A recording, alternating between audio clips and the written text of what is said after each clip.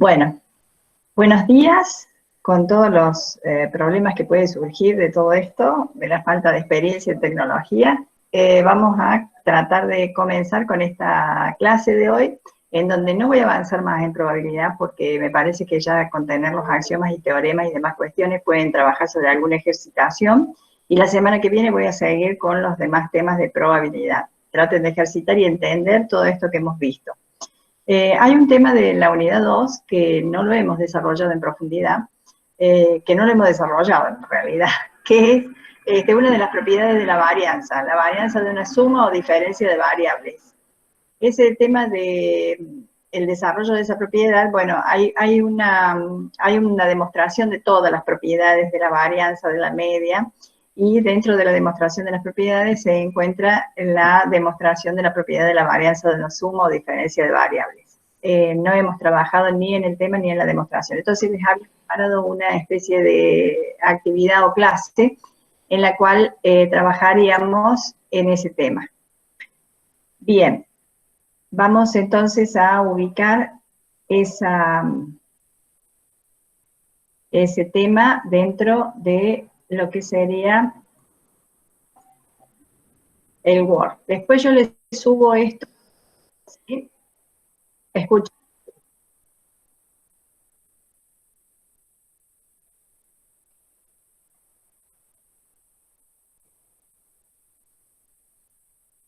Ese problema, vos sabés que lo he tenido desde ayer, no he podido invitar a más de cierta cantidad de gente, no me dejé invitar nada más que 40, 50, o sea, me he hecho un lío bárbaro, no sé si es un problema del sistema o no sé cuál es el tema por el cual no te permite hacer esto, no te permite incorporar.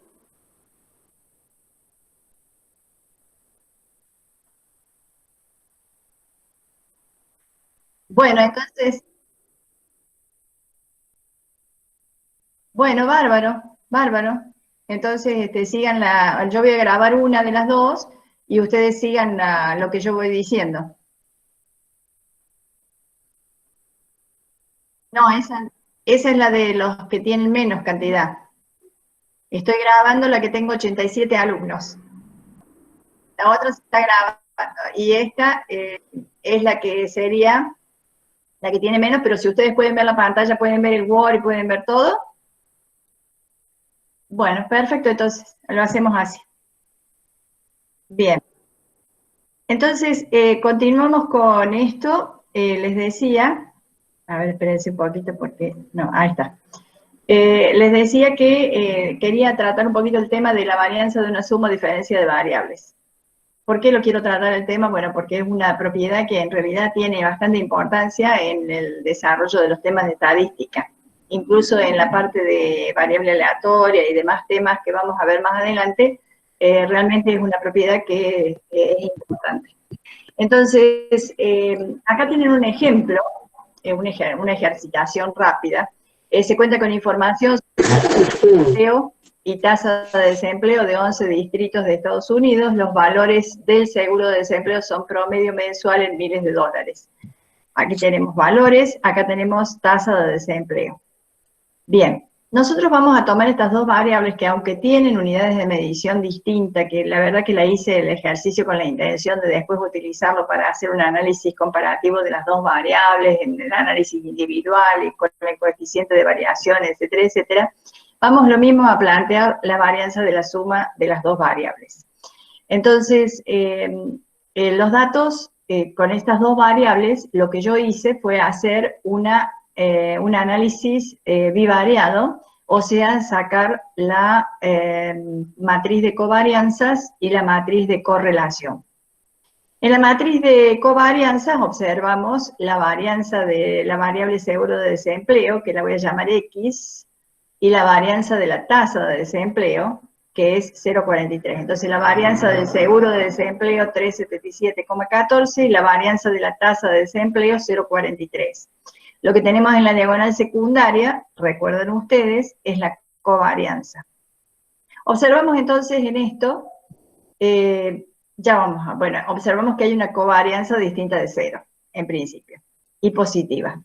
En la matriz de correlación tenemos en la diagonal principal la correlación de la variable consigo misma, que es 1, y en la diagonal secundaria la correlación entre las dos variables, que sería el coeficiente de correlación de Pearson, que asume el valor 0,81 para este caso, indicando una intensidad fuerte de asociación lineal entre las variables, o sea, una alta correlación.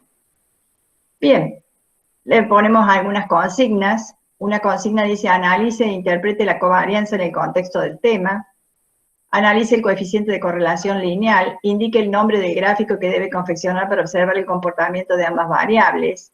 Analice el comportamiento individual de cada variable. Acá en el análisis, el comportamiento individual de cada variable tienen para entretenerse haciendo todo el análisis de la descriptiva desde las medidas de posición, dispersión, forma, diagrama de caja y brazos, gráficos, histogramas, tablas, o sea, pueden hacer varias cuestiones. Calcule la varianza de una suma de ambas variables. La varianza de la suma de ambas variables. Entonces nos vamos allí y decimos, calcule la varianza de la suma de ambas variables. Les voy a aumentar esto para que lo vean mejor. La varianza de la suma de ambas variables. La varianza de una suma o diferencia, este es el enunciado de la propiedad. La varianza de una suma o diferencia de variables es siempre igual a la suma de las varianzas más menos 2 veces la covarianza. Entonces, si yo planteo la suma o diferencia de dos variables, va a ser la varianza de una más la varianza de la otra, más menos 2 veces la covarianza. Si consideramos la suma solamente, va a ser la varianza de x más y, varianza de x más varianza de y, más 2 veces la covarianza. Si consideraríamos la resta, la varianza de x menos y va a ser varianza de x más varianza de y, menos 2 veces la covarianza. Entonces planteamos lo que nos pide acá, la varianza de una suma.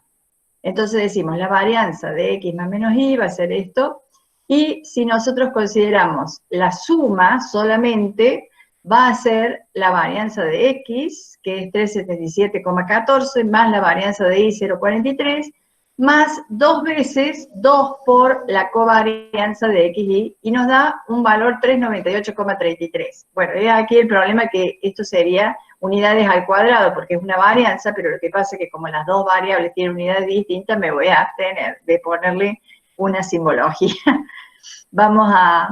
Porque tendría que haber usado dos variables que tengan la misma unidad de medición. Pero pasemos por alto ese pequeño detalle, se los aclaro que tengo ese error en el ejercicio, pero independientemente esto es una varianza, por lo tanto se expresa en unidades al cuadrado. Bien, yendo acá, la demostración, ustedes tienen que se comienza con el planteo de la varianza de la suma. Entonces, si yo planteo la varianza de una suma de variables, voy a desarrollar la fórmula de varianza. La fórmula de varianza es la suma de los desvíos al cuadrado. Entonces planteo la variable que es x más y menos la media de x más la media de y, todo elevado al cuadrado. ¿Estamos? O sea, estoy planteando la fórmula de cálculo de la varianza. La varianza es igual a la suma del cuadrado de las diferencias entre los valores de la variable y su media, dividido la cantidad de observaciones. Entonces, la suma de la diferencia entre los valores de la variable, que es x más y, menos la media de x más media de y, nos va a dar el cuadrado de esa diferencia, es lo que planteamos en el numerador. Bueno, ese numerador, donde aparece la suma del cuadrado de las diferencias, se reordena. Entonces se coloca el valor de la variable x menos la media, más el valor de la variable y menos la media, bajo el cuadrado del binomio que quedó planteado. Entonces, en ese cuadrado del binomio se desarrolla el cuadrado del binomio. Recuerden, el cuadrado del binomio es igual al cuadrado del primer elemento más el cuadrado del segundo, más 2 veces el primero por el segundo. Entonces hacemos el cuadrado del primero, el cuadrado del segundo, o sea, el cuadrado del primero más 2 veces el primero por el segundo, más el cuadrado del segundo elemento, dentro del binomio. Y cuando desarrollamos esto, lo trabajamos algebraicamente. Aquí distribuimos el denominador, que es n. Entonces, cuando hacemos la sumatoria de x sub i, introducimos sumatorio también dentro del paréntesis, ya no tenemos más la suma del cuadrado de, sino ya hemos desarrollado el cuadrado del binomio, por lo tanto puedo introducir el sumatorio dentro de esta expresión y trabajar con el denominador haciendo las distribuciones correspondientes. Entonces, al introducir el sumatorio, me queda el sumatorio de x sub i menos la media al cuadrado sobre n, que es la varianza de x. El sumatorio de y sub i menos la media de y elevado al cuadrado sobre n, que es la varianza de y. Y acá nos queda dos veces la suma de x menos la media por y menos la media, que es el numerador de la covarianza, dividido en esto es la covarianza. Por lo tanto, llegamos a la expresión de que la varianza de x más y es la varianza de x más la varianza de y, más dos veces la covarianza de xy. ¿Qué pasa si restamos? Bueno, si restamos en el desarrollo del cuadrado del binomio, nos va a quedar el cuadrado del primero más, el cuadrado del primero más el cuadrado del segundo menos dos veces el primero por el segundo. Esa es la expresión del cuadrado del binomio cuando se plantea la diferencia. Entonces, al plantear esa diferencia, nos va a quedar menos dos veces la covarianza. En conclusión, la varianza de una suma de variables es igual a siempre igual a la suma de las varianzas más dos veces la covarianza. La diferencia es, la varianza de una diferencia va a ser igual a la suma de las varianzas menos dos veces la covarianza. O sea que ya sea que yo sume o reste las variables, la varianza de la suma o diferencia es siempre igual a la suma de las varianzas y la suma o resta es de la covarianza. ¿Qué ocurre cuando? Acá hay una pregunta que tengo, fíjense, ¿qué ocurriría en la varianza de la suma o diferencia de ambas variables si fueran independientes? ¿Qué significa que las variables sean independientes? En términos de covarianza, implica que la covarianza sea cero. Entonces, si la covarianza fuere cero, la varianza de una suma o diferencia de variables es siempre igual a la suma de las varianzas. Entonces, vuelvo a repetir, si las variables son independientes, la covarianza es cero. Por lo tanto, la varianza de una suma o diferencia de variables es siempre igual a la suma de las varianzas. Entonces, la respuesta a esto sería que en el punto G, ¿qué ocurriría en la varianza de la suma o diferencia de ambas variables si fueran independientes?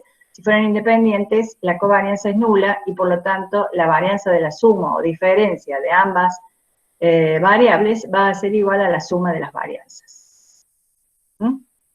Bien, esto se los quería remarcar porque no lo habíamos visto en detalle y en definitiva es un punto que es importante porque cuando las variables son independientes, esta varianza de suma va a ser igual a la suma de las varianzas y eso lo aplicamos muchísimo hasta en estadística 2. Bien, vamos ahora a volver a nuestra página. Fíjense de resolverlo todo, esa actividad ya la subo, esa actividad la voy a subir como actividad de repaso y en el aula virtual ustedes podrán revisarla y trabajar en la solución de todos los otros puntos, trabajando, incluso tienen los datos originales, son apenas 11 datos, pueden cargarlos en Infostat o en Excel y hacer todo el procesamiento para obtener medidas y analizar cada una de las variables individualmente. Bien, a ver, ¿qué tema de la unidad quedó sin ver? Sí, bueno, de la unidad 2 se vio prácticamente todo, solamente lo que no se desarrolló puntualmente con detalle es la media geométrica, pero lo demás creo que se vio casi todo. Vamos ahora a lo que sería de probabilidad. Ayer hemos desarrollado esto de probabilidad. ¿Tienen alguna duda o algún problema en particular? A ver.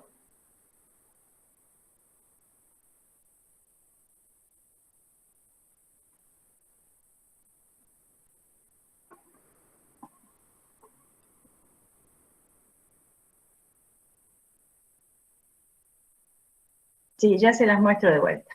espérense un poquito porque...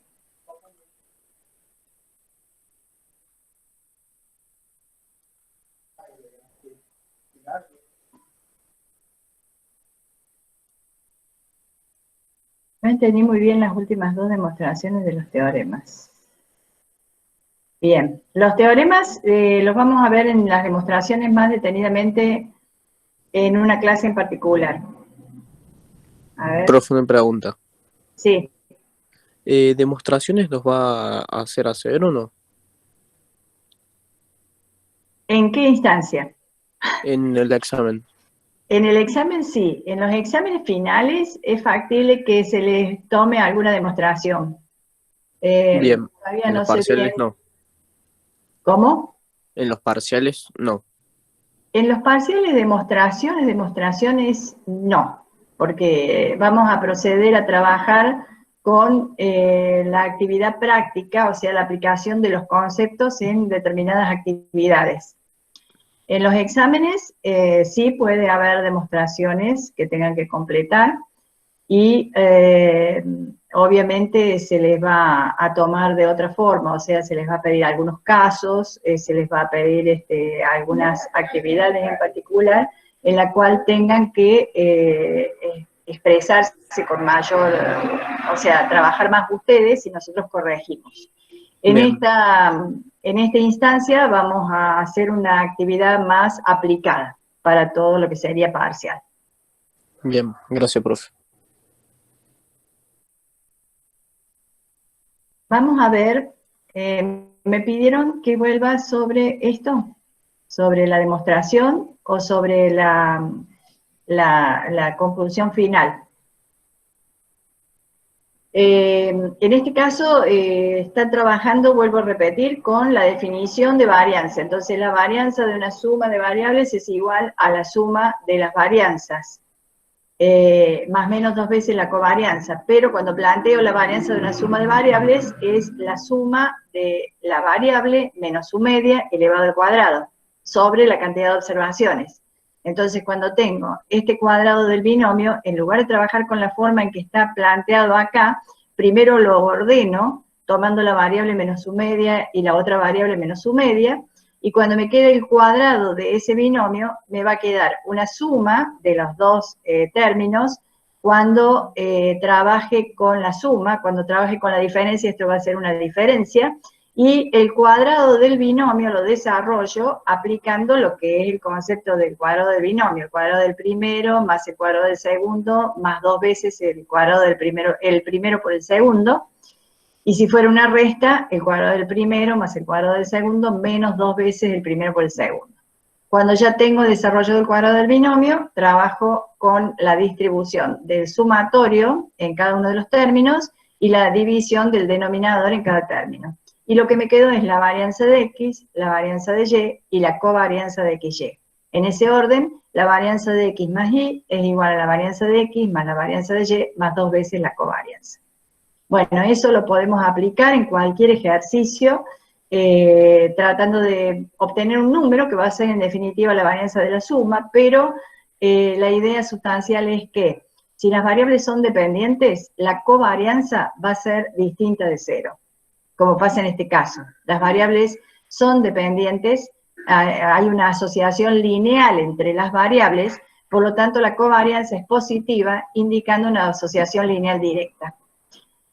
Cuando las variables son independientes, se va a dar que la covarianza es cero. Entonces, si la covarianza es cero, la varianza de la suma o diferencia es siempre igual a la suma de las varianzas. Esa es la idea sustancial de lo que estamos viendo.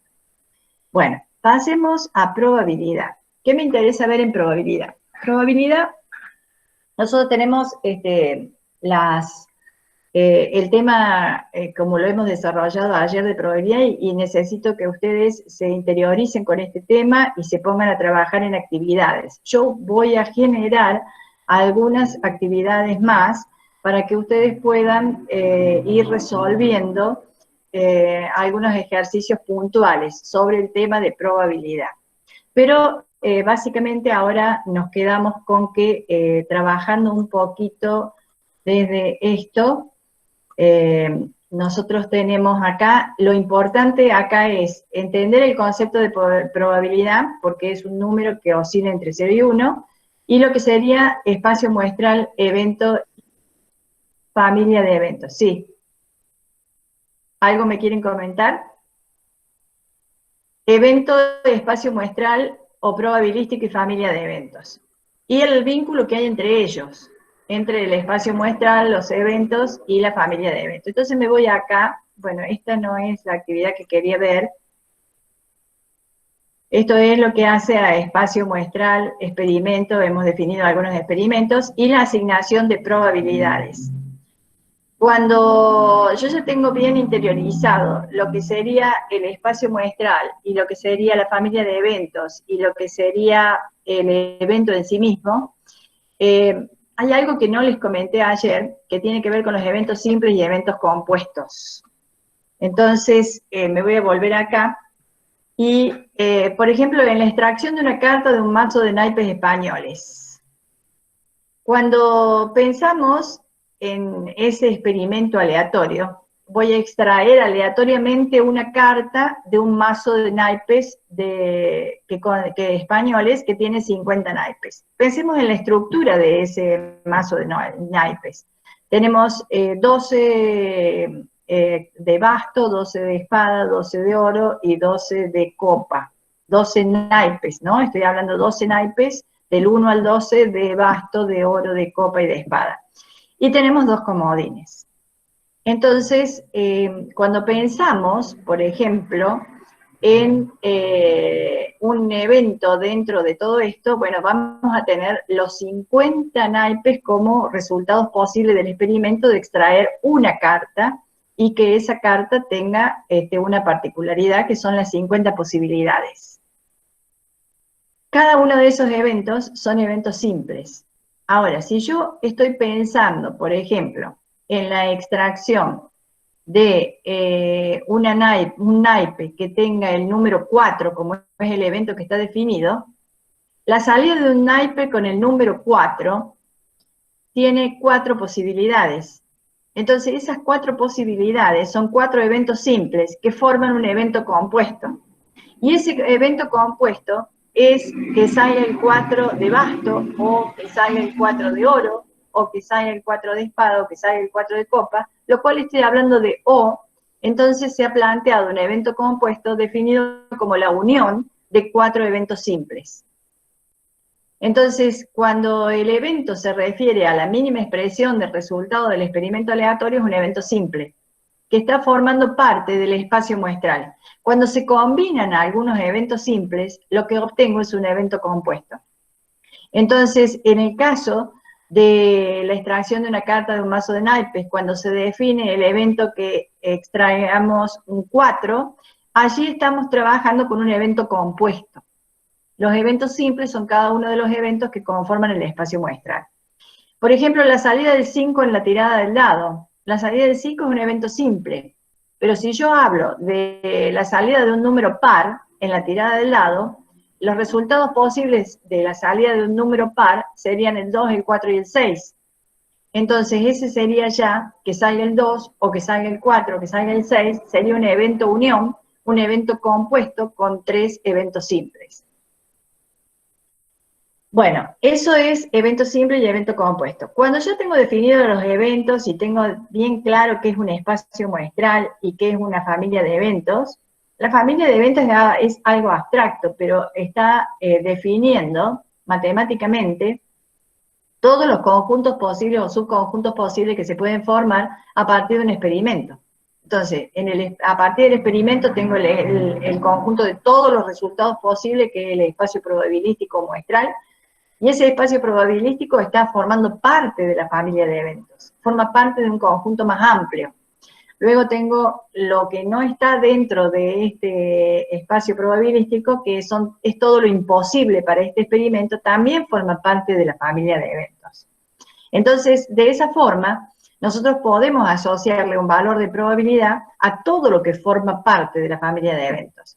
Le puedo asociar probabilidad a lo imposible, le puedo asociar probabilidad al espacio probabilístico, le puedo asociar probabilidad a los eventos individuales del espacio probabilístico, y de todo evento compuesto que surja dentro del espacio probabilístico o fuera de él. Entonces, lo que me está abriendo es la puerta, con la familia de eventos me está abriendo la puerta a asignar probabilidades como una función numérica asociada a un resultado o a un subconjunto que forma parte de la familia de eventos. Bueno, cuando yo hablo de la asignación de probabilidad, estoy haciendo referencia a la forma de cálculo de la probabilidad. Entonces, el cálculo de la probabilidad puede ser a través de la teoría clásica, frecuencial o subjetiva. Y ayer vimos ejemplos sobre el cálculo de probabilidad en teoría clásica, frecuencial y subjetiva. Y hemos visto de teoría clásica con el evento de girar un dado, 1, 2, 3, 4, 5, 6. Pensemos ahora en otro ejemplo. Por ejemplo, la selección de productos de marca A o de marca B. Si nosotros sabemos, no sabemos cuántos productos tenemos de marca A ni cuántos tenemos de marca B, vayan pensando lo que les estoy diciendo, no sabemos cuántos productos tenemos de marca A y cuántos productos tenemos de marca B. Quiere decir que todos tienen la misma probabilidad de ser seleccionados, o sea que tanto A como B tienen la misma probabilidad de ser seleccionados. Supongamos que estamos pensando en la extracción de un producto del conjunto. Entonces, si el evento se refiere a la salida de un producto de marca A, ¿cuál sería la probabilidad asociada a la salida de un producto de marca A? 1 en 2, por lo tanto es 0,50. Caso favorable sería 1 sobre casos posibles 2, porque tengo solamente productos de marca A y de marca B. Como no he definido cuántos productos de marca A tengo y cuántos de marca B, todos tienen la misma probabilidad. Por lo tanto, por la teoría clásica, la extracción de un producto de marca A tiene asociado una probabilidad de 0,50 y la extracción de un producto de marca B tiene asociado una probabilidad de 0,50. Y apliqué la teoría clásica. Casos favorables 1 sobre total de casos posibles 2. Piensen ahora, si yo en lugar de hablar de dos tipos de productos, de los cuales no sé cuántos hay, empiezo a conocer cuántos hay, o sea, conozco cuántos hay de marca A y cuántos hay de marca B. Supongamos que tenemos 70 de marca A y 30 de marca B. Entonces, la extracción de un artículo en forma aleatoria del conjunto va a tener asignada una probabilidad que va a tener que ser definida por la teoría frecuencial. Es decir, si yo extraigo un artículo y cuál es la probabilidad de que sea de marca A. Entonces, en ese caso, la frecuencia relativa me dice que hay 70 sobre 100. Por lo tanto, la probabilidad del producto de marca A es 0,7. Y la probabilidad de extraer un producto de marca B es 0,3. ¿Qué usé para calcular la probabilidad? La frecuencia relativa. ¿Por qué? Porque tengo información de que hay 70 productos de marca A y 30 de marca B. Bueno, la subjetiva ni la practico porque es una teoría que no la aplicamos en la práctica nuestra, porque si la usamos como teoría matemática tiene todo un desarrollo que no lo trabajamos, y si lo usamos como un cálculo de probabilidad es sumamente subjetivo. No, o sea, a mí me parece que va a llover, hay un 70% de probabilidad de que llueve porque yo lo digo. Y aquí teníamos ejemplos de teoría frecuencial. Entonces, entre la teoría clásica y la teoría frecuencial, la diferencia radica en que en la clásica no hay ninguna forma de considerar que algún elemento o resultado posible tenga más probabilidad que otro. Todos tienen la misma probabilidad de ser seleccionados. Y en la frecuencial existe algún elemento que va a tener más probabilidad que otro porque depende de la frecuencia de presentación del hecho. O sea, tomo en cuenta la frecuencia de presentación del hecho o suceso para calcular la probabilidad. Bien, otro aspecto son los axiomas y teoremas. Los axiomas y teoremas deben ser uno de los temas más arduos del tema de probabilidad, porque empezamos con la introducción de ciertos conceptos y ciertas fórmulas y ciertas aplicaciones matemáticas que no las veníamos desarrollando antes. Entonces, por ejemplo, el axioma que tenemos acá nos dice que si un evento pertenece a la familia de eventos, implica que la probabilidad asociada a ese evento va a ser un número mayor o igual que 0. Esto es importantísimo, porque lo que está diciendo es que nunca puede ser negativa la probabilidad. la probabilidad es un número positivo y que va de 0 a 1, pero en definitiva es mayor que 0. En consecuencia, esto es una premisa, una base sustancial que me conduce a mí a entender que nunca voy a poder sacar una probabilidad negativa. Y si me llega a dar una probabilidad negativa, está muy mal lo que hice. Entonces, el axioma, por eso se llama axioma de positividad, o sea, está dando un valor positivo a la probabilidad. El espacio muestral es un evento con probabilidad 1. Bueno, el espacio muestral es un evento que forma parte de la familia de eventos, y como tiene todos los resultados posibles del experimento aleatorio, es una certeza, es algo cierto dentro de la familia de eventos, porque algo de allí va a ocurrir. Si yo tiro un dado, va a salir o el 1, o el 2, o el 3, o el 4, o el 5, o el 6, pero algo va a ocurrir de eso. Entonces, seguro que algo de eso va a ocurrir. Por eso es que tiene asociado probabilidad 1. Y luego hace referencia a este axioma número 3, que es una regla especial de la adición, que está especificando lo que puede ocurrir cuando yo tengo dos eventos y planteo la unión de eventos. Vuelvo acá. La unión de eventos, esto lo tienen que tener bien claro ustedes. La unión de eventos siempre tiene que ver con la suma, porque es una ley aditiva de probabilidad. Y la unión de eventos tiene que ver con la disyunción de la lógica simbólica, por lo tanto también está asociada a la expresión O. Entonces, si ocurre A o B, A y B pertenecen a la familia de eventos. Yo quiero sacar la probabilidad de que ocurra A o que ocurra B. Entonces, esa O está planteando la unión de eventos. Siempre que en la pregunta, siempre que en la intención esté la posibilidad de que se presente un evento o el otro evento, estamos hablando de la unión de eventos. Entonces, la unión de eventos es lo que plantea este axioma, pero la solución de la unión de eventos es siempre una suma. Eso también ténganlo en cuenta. Siempre la unión de eventos tiene que ver con la suma, porque es una ley aditiva de probabilidad. Entonces, si yo voy a sumar estos dos eventos, planteo la probabilidad de la unión y tengo que sumar las probabilidades de ambos eventos, tengo que tener en cuenta cómo se presentan esos eventos. Si esos eventos tienen una intersección posible o imposible. Si la intersección es imposible, quiere decir que un evento A está separado del evento B. Por lo tanto, la probabilidad de A más la probabilidad de B me va a dar la probabilidad de la unión de ambos. Pero si hubiese algún cruce de los dos eventos, entonces hay una intersección. Y esa intersección hace que no puedas sumar simplemente los dos eventos, las probabilidades de ambos solas, sino que tenga que tener en cuenta esa intersección para que no esté sumando valores de más. Bueno, la idea de esto, entonces, es la unión de eventos, que es lo que más hemos trabajado en esta parte de la probabilidad en cuanto a su aplicación práctica. En cuanto a su aplicación práctica. Ya cuando nosotros seguimos en esto y nos vamos a la otra diapositiva, acá estaría. Esta parte, aquí es donde seguimos con la ley aditiva general y nos vamos al teorema 4.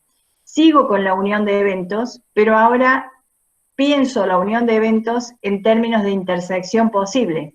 O sea que la intersección de los eventos no es un evento imposible, sino que es factible. Es la presentación simultánea de los dos eventos. Entonces, la unión, que sigue siendo una suma de probabilidades, el planteo de la unión como una disyunción, que se presente A o que se presente B, la probabilidad de que se presente A o que se presente B va a seguir resolviéndose mediante la suma de las probabilidades, pero guarda, si la intersección existe, como al sumar, estoy sumando dos veces la intersección, se la tengo que restar. Bueno, esto es lo que ocurre con la ley general, ley aditiva general, o la regla general de adición, y la regla especial es la que vimos como en el axioma 3, que es la que plantea que los eventos, la intersección de eventos es imposible, por lo tanto los eventos están ubicados de esta forma dentro del espacio muestral, y al estar separados, la probabilidad de la unión es igual a la suma de las probabilidades. Vamos a volver entonces sobre los teoremas. El teorema 1 hace referencia a la diferencia de eventos, o sea, el teorema 1 hace diferencia a la probabilidad del evento complementario. La probabilidad del evento complementario, ustedes recuerden que en la teoría de conjuntos, el complemento de un elemento es todo lo que no sea ese elemento, todo lo que no sea ese conjunto es el complemento. Entonces, aquí es lo mismo, el complemento de un evento es todo evento que no sea ese evento. Si está dentro del espacio probabilístico, o sea, el evento pertenece al espacio probabilístico omega, la probabilidad del complemento va a ser 1, que es la probabilidad de omega, menos la probabilidad de ese evento, porque ese evento es todo lo que no sea el evento A. ¿Está? Y la probabilidad de omega es 1. Cuando es el teorema 1, la probabilidad del complemento es siempre igual a 1 menos la probabilidad del evento, siempre que ese evento pertenezca al espacio probabilístico omega. El evento imposible es todo lo que no está dentro de omega. Entonces, si el evento imposible está fuera de omega, la probabilidad del evento imposible va a ser 0, porque el evento imposible es un complemento de omega del espacio probabilístico. Por lo tanto, hacemos la probabilidad del complemento igual a 1 menos la probabilidad del evento. Como la probabilidad del evento es 1, nos da 0. Y el teorema 3 hace referencia a la diferencia de eventos y el teorema 4 a la suma de eventos, a la unión. El de la diferencia de eventos nos plantea la diferencia en un caso en que los eventos sean no mutuamente excluyentes. O sea que la intersección es posible. Si la intersección es posible y los eventos son no mutuamente excluyentes, la probabilidad de la diferencia es igual a la probabilidad del evento menos la probabilidad de la intersección. Si ocurriría que los eventos son mutuamente excluyentes, entonces acá sería diferente la cuestión. La probabilidad de A menos B va a ser la probabilidad de A menos la probabilidad de B. Pero si hay intersección, la probabilidad de A menos B es la probabilidad de A menos la probabilidad de la intersección. Y la ley aditiva, que es lo que hemos visto recién. Entonces, son 4 teoremas y 3 axiomas. No es nada muy complejo, pero son los elementos que necesitamos para desarrollar actividades de este tipo. Y lo único que hemos trabajado hasta ahora es la unión de eventos. Y en este caso hemos planteado la unión de eventos que son no mutuamente excluyentes. Cuando pensemos en la unión de eventos que son mutuamente excluyentes, estamos trabajando mediante la suma simple de las probabilidades. Por ejemplo, en el caso del mazo de naipes, planteemos el caso del mazo de naipes. Ustedes tienen los 50 resultados posibles y hemos planteado el evento de que salga el número 4. Entonces dijimos que la salida del número 4 era que salga el 4 de basto, o que salga el 4 de copa, o que salga el 4 de oro, o que salga el 4 de espada. Hemos planteado la unión de esos 4 eventos. Entonces la probabilidad de la unión de que salga el 4 en un mazo de naipes españoles al seleccionar una carta en forma aleatoria va a ser igual a la probabilidad de que salga el 4 de bastos más la probabilidad de que salga el 4 de copas, más la probabilidad de que salga el 4 de espadas, más la probabilidad de que salga el 4 de oro. Entonces, ¿cuál es la probabilidad de que salga el 4 de bastos? A ver, pensemos. Tenemos 12 naipes de basto, pero en total tenemos 50 naipes. Y tenemos, ¿cuántos 4 de bastos en los 50 naipes? 1. En consecuencia, casos favorables o que tenemos en esa situación, porque todos tienen la misma probabilidad de ser seleccionados, los casos favorables van a ser 1, que es el único 4 de bastos, en los 50. ¿Cuál es la probabilidad de que salga un 4 de copa? 1 en 50. ¿Cuál es la probabilidad de que salga el 4 de espada? 1 en 50. ¿Cuál es la probabilidad de que salga el 4 de oro? 1 en 50. Entonces, cada uno de estos eventos tiene probabilidad de 1 sobre 50. La probabilidad de la unión de esos eventos es la suma de las probabilidades, por lo tanto será 4 sobre 50. Pero esa unión de eventos es la unión de eventos mutuamente excluyentes. Porque si yo tomo una carta y es el 4 de basto, no podría nunca ser simultáneamente un 4 de espada o un 4 de oro. Si yo tomo un naipe, es un 4 de bastos y no puede ser otra cosa. Si yo tomo otro naipe y es un 4 de espada, no puede ser otra cosa. Entonces la presentación conjunta del 4 de bastos y el 4 de espada de sacar un solo naipe no puede ser. En consecuencia son eventos mutuamente excluyentes entre sí. Por lo tanto, la probabilidad de la unión de esos 4 eventos es igual a la suma de las probabilidades. Bueno, esto sería lo que tienen que tener en claro hasta ahora. No voy a avanzar más en probabilidad porque quisiera que ustedes asimilen bien esto, que revisen un poquito estos temas, así les queda claro, y que resuelvan los ejercicios o actividades que están en el material de estudio, las actividades de la 1 a la 6, y que traten de asimilar todos esos conceptos. Igual tienen ustedes los prácticos resueltos ya cargados en la unidad 3. Eso es importante que los vean a los prácticos resueltos, vayan viendo cómo se van resolviendo y van introduciéndose en el tema de probabilidad. La semana que viene voy a seguir con probabilidad. El miércoles van a tener la evaluación, la autoevaluación de la unidad 2. Y lo que ahora les voy a cargar va a ser una actividad más que sea como integradora de la unidad 2, que va a tener que ver un poco con lo que estuve trabajando hoy, para que ustedes practiquen sobre la unidad 2 para la autoevaluación del miércoles de la semana que viene. Bueno, planteen dudas, los veo muy inactivos en cuanto al planteo de dudas. Preguntas sobre ejercitaciones, sobre temas, sobre puntos en particular que quieran que hagamos hincapié, planteen las dudas que tengan y bueno, y vayan avanzando. Lo del parcial, al final de cuentas me quedó como en el aire, pero quedó así. La dirección del Departamento de Matemática informó que la semana que viene van a tener el informe de la Secretaría Académica sobre los parciales. Entonces, si hay superposiciones o problemas con algunos parciales, se va a definir ya la semana que viene. En consecuencia, yo la semana que viene les informo bien definitivamente la fecha y hora del parcial que vamos a tener. Si hay problemas con el 9, se pasará al 11, pero vemos cómo lo resolvemos ya cuando tengamos el informe de la Secretaría Académica. A través de la Secretaría. Una pregunta. Con Sí. respecto a las promociones y eso, ¿queda todo igual?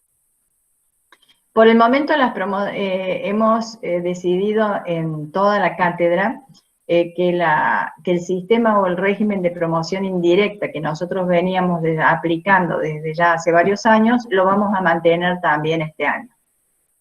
O sea que esa decisión hemos tomado para todas las divisiones.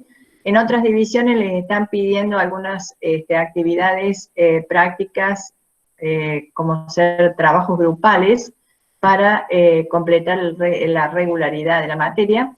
Yo aún todavía no he decidido eso, pero creo que con los parciales, haciendo una evaluación bastante importante con los parciales, podemos ir al régimen de promoción indirecta. Así que por el momento tenemos regularidad con 2 parciales, y si sacan nota superior al promedio de 7 o más en los 2 parciales con una nota superior a 6, van a tener la promoción indirecta. Indirecta significa que rinden un examen de promoción indirecta. particularidad del examen, la forma de evaluar con el examen, tanto de el regular como el de promoción indirecta, aún no se los puedo mencionar porque no sé si vamos a tomar presencial, o sea, vamos a ir a la facultad y tomarles el examen, o lo vamos a tener que tomar por las aulas virtuales. Entonces, tenemos que definir concretamente cuál es la modalidad del examen para ambas situaciones, y eso lo haremos más sobre la marcha, viendo cómo sigue toda esta situación. Bueno, mientras tanto, abóquense a entender los temas de la unidad 1, 2 y 3 para que hagan un buen parcial y tengan una buena calificación del primer parcial y siguen en la materia para el segundo parcial. Eso es lo más importante en este momento, tener una asimilación adecuada de los temas de la unidad 1, de la unidad 2 y de la unidad 3.